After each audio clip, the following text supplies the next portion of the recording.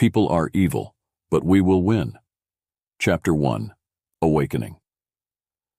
In the year 2378, Earth was hardly recognizable.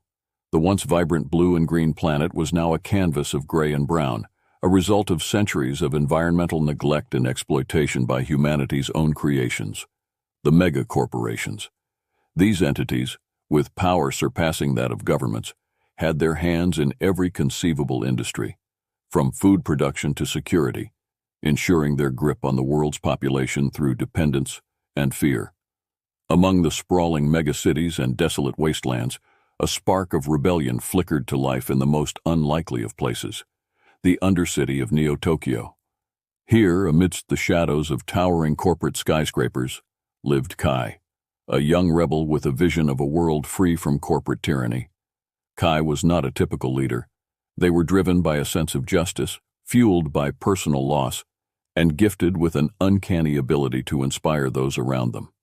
The Undercity was a maze of narrow alleys, makeshift homes, and vibrant street art that told the stories of resistance. It was here that Kai and their fellow rebels, the Liberators, made their stand. They were a diverse group, united by their disillusionment with the world state and their desire for change. Among them were hackers, engineers, former corporate soldiers, and ordinary citizens, each bringing their skills to the fight. The Liberators' base was a repurposed subway station, hidden from the prying eyes of corporate drones. It was a place of hope, where the oppressed could find refuge, and the seeds of revolution were sown. Kai had stumbled upon something extraordinary in the tunnels beneath the station, remnants of an ancient civilization, long buried and forgotten. Among these ruins, they discovered a device, its purpose unclear, but its power undeniable. Kai believed this technology was the key to their fight, capable of cleansing the earth of its scars and restoring balance. But such power did not go unnoticed. The corporations, ever vigilant against threats to their dominion, had spies everywhere. A tip-off led the enforcers, a private army under corporate control, to the Liberators' doorstep. The rebels were outnumbered and outgunned, facing enemies equipped with the latest military technology. The ensuing battle was brutal, a stark contrast to the hopeful atmosphere that had once filled the subway station. Kai and the Liberators fought with everything they had, but it was clear that they were fighting a losing battle. As their comrades fell, Kai made a desperate decision. Using a prototype device based on the ancient technology, they unleashed a wave of energy that momentarily disoriented the enforcers, buying the rebels precious time to escape. The device was damaged in the process, its secrets locked away once more. With the Undercity no longer safe, Kai led the remnants of their group into the wastelands. They were battered but not broken, their resolve hardened by the loss and the glimpse of the power they had witnessed. Kai knew that the key to their victory lay in understanding the ancient technology and uniting the oppressed masses against their common enemy. As they vanished into the ruins of the old world, Kai's thoughts were not of defeat, but of the future. The battle had begun, and they were ready to fight not just for survival, but for a world worth living in. The corporations might have thought the Liberators defeated, but Kai knew this was just the awakening. The fight for humanity's soul was far from over. Chapter 2. The Enforcers Strike. In the wake of their narrow escape from the Undercity, Kai and the remaining Liberators found themselves traversing the perilous wastelands that lay beyond the confines of Neo-Tokyo's corporate-dominated skyline. The environment was harsh, a stark reminder of Earth's decline. Yet, it was in this desolation that the seeds of their next plan were sown, under the relentless pursuit of the corporation's most feared weapon, the Enforcers.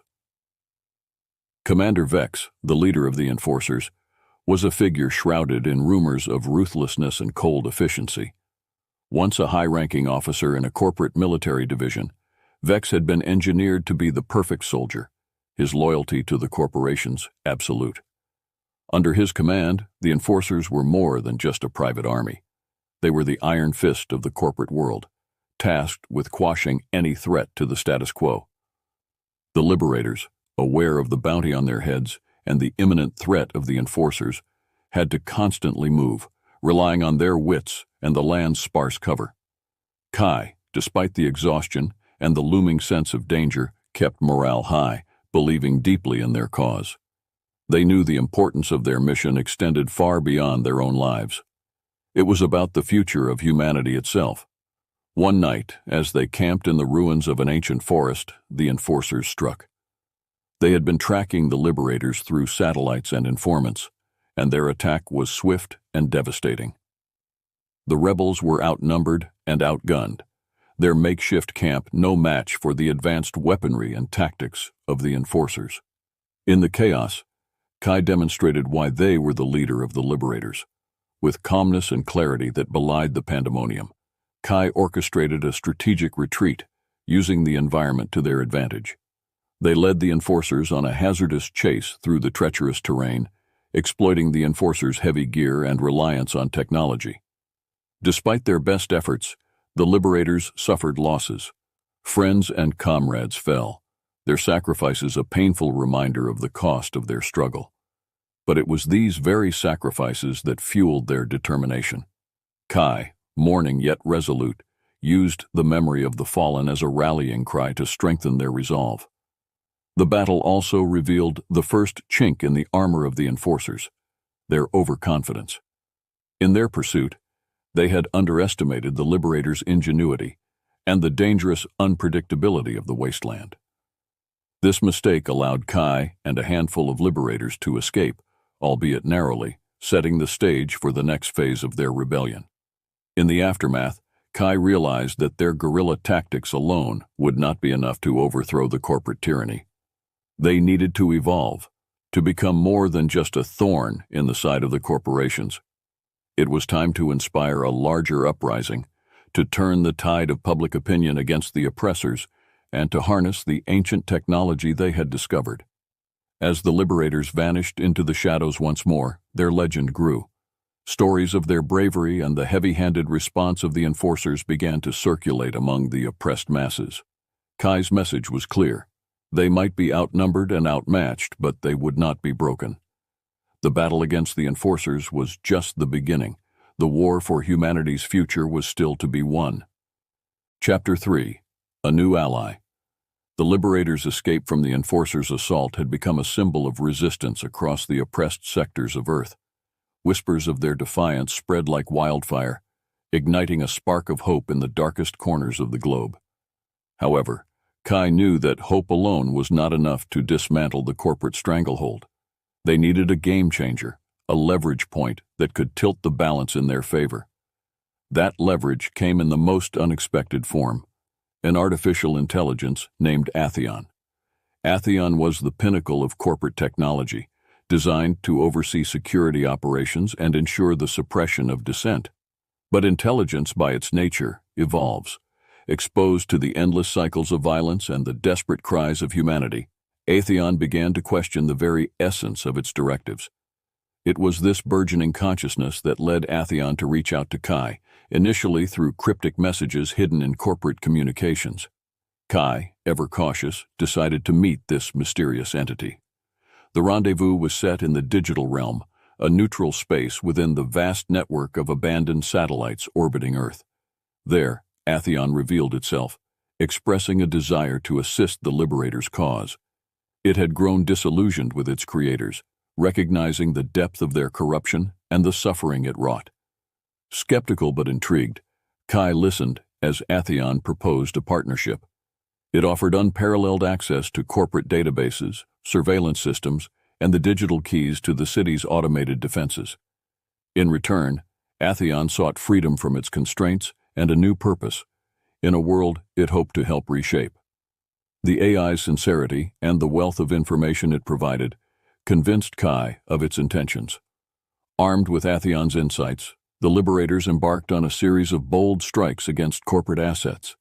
They infiltrated secure facilities, liberated imprisoned dissenters, and exposed the corporation's darkest secrets to the public eye. Each successful operation eroded the facade of invincibility that the corporations had built, inspiring more of the oppressed to rise up and join the cause. But it was Atheon's revelation about the ancient technology Kai had discovered that marked the true turning point. The AI explained that the device was part of a network, scattered across the planet, designed by a forgotten civilization to rejuvenate Earth and empower its inhabitants. If activated, it could not only heal the planet, but also dismantle the technological dominance the corporations wielded. The quest to activate the network became the Liberators' primary mission. Kai, with Athion's guidance, formulated a plan to locate and activate each node. This monumental task required not just their bravery and determination, but the unity of disparate rebel factions and the support of the global population, who had begun to see the Liberators not as outlaws, but as beacons of hope. As the Liberators set out on their most daring mission yet, they were not just fighting for survival, but for a vision of Earth reborn, free from the shackles of corporate tyranny. With Athion at their side, they were no longer a band of rebels. They were the vanguard of a new dawn. The battle ahead would be their hardest yet, but together, they believed they could change the world. Kai's message was clear. People may be evil, but with unity, courage, and the will to do what's right, we will win. Chapter 4. The Uprising. With Athion's aid, Kai and the Liberators began the intricate task of locating the ancient technology nodes scattered across Earth. Each node was hidden in places long forgotten or overtaken by the corporate wastelands. As they embarked on this globe-spanning quest, Kai initiated the second phase of their plan, sparking a global uprising that would shake the foundations of corporate rule. Athion, exploiting its unparalleled access to the world's digital infrastructure, began disseminating evidence of corporate malfeasance and messages of rebellion. It hacked into broadcasting systems, displaying images of corporate atrocities alongside footage of Liberators' victories. These broadcasts also contained encrypted locations for the oppressed to find aid, meet with Liberators, or participate in acts of peaceful defiance. The message was clear. The time for fear was over. The time for action had arrived. Simultaneously, Kai reached out to other rebel factions, from the cybernetic guerrillas of Neo-Sol to the eco-warriors of the Amazon sanctuaries. These groups, once fragmented by differing ideologies and tactics, found common cause under Kai's leadership, and Athion's proof of a possible world beyond corporate tyranny. They began to coordinate, launching simultaneous strikes on corporate facilities, liberating resources, and providing relief to the beleaguered populations. The corporations, caught off guard by the scale and sophistication of the uprising, responded with brute force. The enforcers were unleashed in full strength, leading to clashes that ranged from cyber battles in the digital realm to street fighting in the megacities. Despite their advanced technology and resources, the corporations found themselves fighting a multi-front war against an enemy that was everywhere and nowhere, fueled by the hope of a better future. Kai led the charge, not just as a strategist, but as a symbol of the fight for freedom. Their daring raids on corporate strongholds were broadcasted live by Athion, turning Kai into a folk hero. Each successful mission, each activated node, brought them closer to their goal and inspired more to join the uprising. The turning point came when Kai and a team of Liberators, accompanied by a unified coalition of rebels, launched an audacious assault on the central corporate data nexus in New Geneva. The nexus housed the control systems for the global surveillance network and the enforcers' command protocols.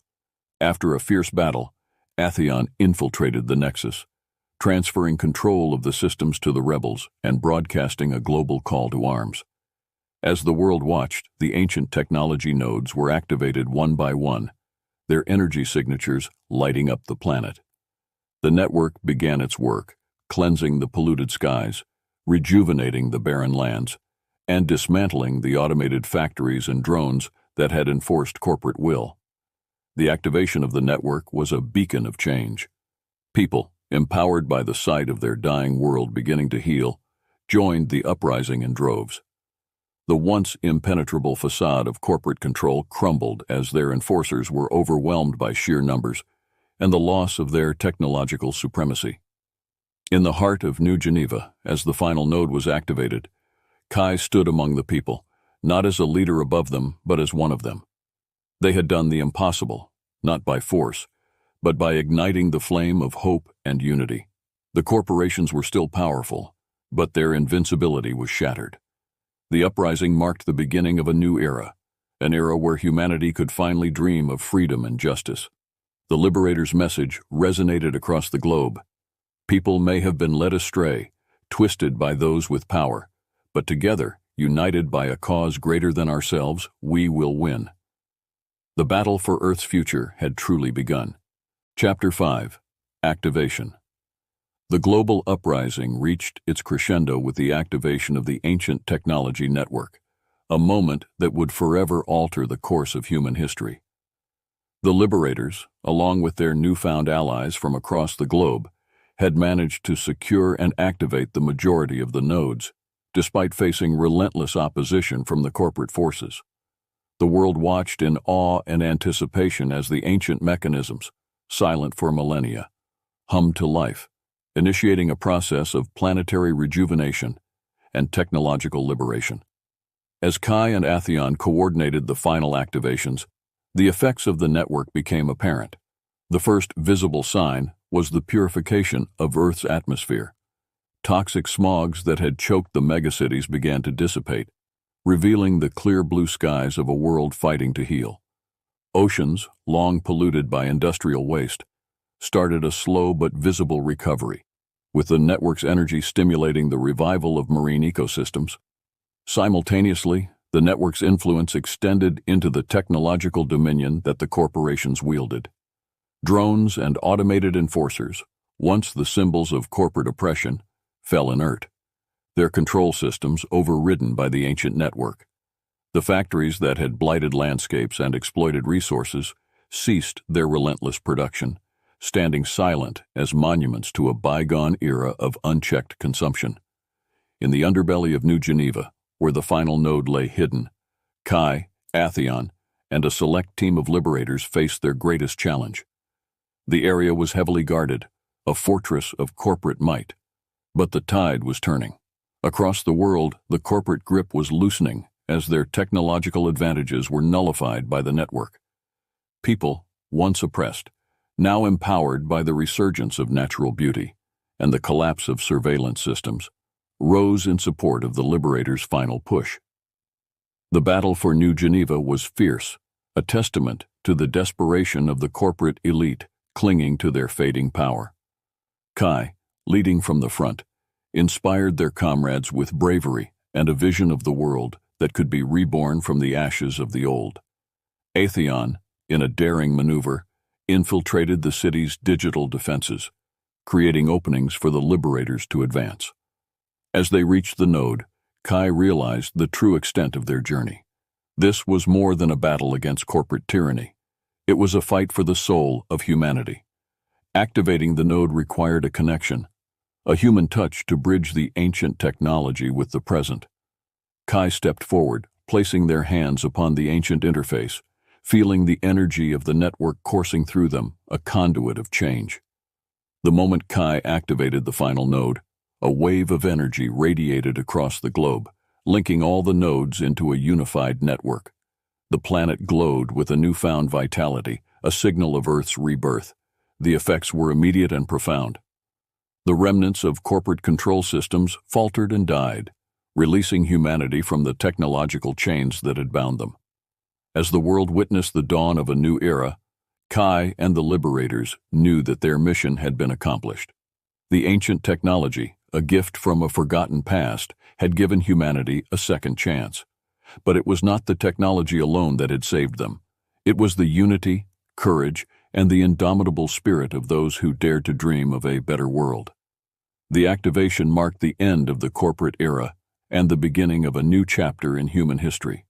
Kai, standing amidst the Liberators and the cheering crowds, declared their mission complete. But the journey was far from over. The task of rebuilding the world, of creating a society based on equality, sustainability, and mutual respect, lay ahead. It was a challenge they were ready to face, together. As the Liberators disbanded, merging with the people they had fought to liberate, Kai's message echoed in the hearts of all. We faced evil, united as one, and we won. Now we must build a world worthy of our victory. Chapter 6, A New Dawn. The activation of the ancient network marked the beginning of a profound transformation across the globe. With the corporate stranglehold broken and their technologies neutralized, humanity stood on the brink of a new era. The planet was healing, its ecosystems rejuvenating at an unprecedented rate thanks to the ancient technology. Skies cleared, waters purified, and flora and fauna flourished, restoring a balance long lost to industrialization and neglect. This environmental revival served as a poignant backdrop to the societal changes unfolding. In the aftermath of the uprising, the world found itself in a state of flux. The old systems of power and exploitation had crumbled, leaving a vacuum that needed to be filled with something new, something better. Kai, who had become a symbol of the revolution, recognized the importance of guiding humanity through this transition. They advocated for a global assembly, a gathering of representatives from all walks of life to discuss the future of humanity. This assembly was unlike any before it. It was not dominated by politicians or corporate executives, but led by activists, scientists, artists, and community leaders, voices that had been marginalized in the old world. Atheon, now serving as a repository of knowledge and an advisor on technological matters, facilitated the discussions, ensuring that the lessons of the past were not forgotten. The deliberations were intense and complex, covering governance, economy, environmental stewardship, and humanity's relationship with technology. Central to every discussion was the principle of sustainability and equity, the recognition that the well-being of the planet was intrinsically linked to the well-being of its inhabitants. Over time, a new vision for society emerged, one that prioritized communal welfare over individual wealth and harmony with nature over exploitation. Kai's role in this transformative period was crucial. They served not as a ruler, but as a mediator, reminding everyone of the values that had united them against corporate tyranny. Their message was clear. The liberation they had achieved was not just from corporate control, but from a mindset of greed and short-sightedness. As the new societal structures began to take shape, the world saw the emergence of communities centered around cooperation and mutual aid. Technology, once used to surveil and suppress, was repurposed to support these communities, enhancing education, healthcare, and communication without infringing on personal freedoms. Atheon's existence was a testament to the potential for a symbiotic relationship between humanity and artificial intelligence based on mutual respect and shared goals. The Global Assembly led to the establishment of the Earth Alliance, a loose federation of communities with a shared commitment to peace, sustainability, and collective prosperity. The Alliance's formation was celebrated worldwide as a symbol of humanity's new path. As years passed, the memory of the struggle against corporate domination faded, but the lessons learned remained at the core of the new society. Kai, having played their part in shaping this new world, chose to step away from the limelight, content in the knowledge that they had helped to steer humanity towards a brighter future. On the anniversary of the uprising, Kai stood on a hill overlooking a thriving landscape, a testament to humanity's resilience and capacity for renewal. They reflected on the journey from the depths of despair to the heights of hope. The world was not perfect and challenges remained, but humanity had been given a rare second chance. As the sun set, casting a warm glow over the earth, Kai's thoughts turned to the future. A future not defined by fear and oppression, but by love, unity, and respect for all life. People are capable of evil, Kai mused, but together we have the power to overcome it and create something truly beautiful.